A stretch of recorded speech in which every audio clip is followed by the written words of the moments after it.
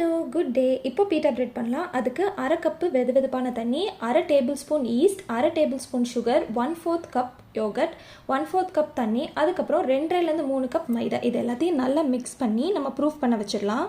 180 டிகிரியில் 5 to 8 minutes back பண்ணால் சூப்பராக பிரெட் ரெடி ஆகிடும். இப்போ டோனருக்கு தேவையான ஒயிட் சாஸ் பண்ணிடலாம். இதுக்கு முதல்ல மயோனீஸ் வந்து ஒரு 80 கிராம், கர்ட் வந்து ஒரு 70 கிராம், லெமன் வந்து ஒரு table spoon, olive oil, salt, vinegar, garlic powder, sugar, oregano, pepper இதெல்லாம் நம்ம டேஸ்ட்டுக்கு ஏற்ற மாதிரி மாற்றிக்கலாம்.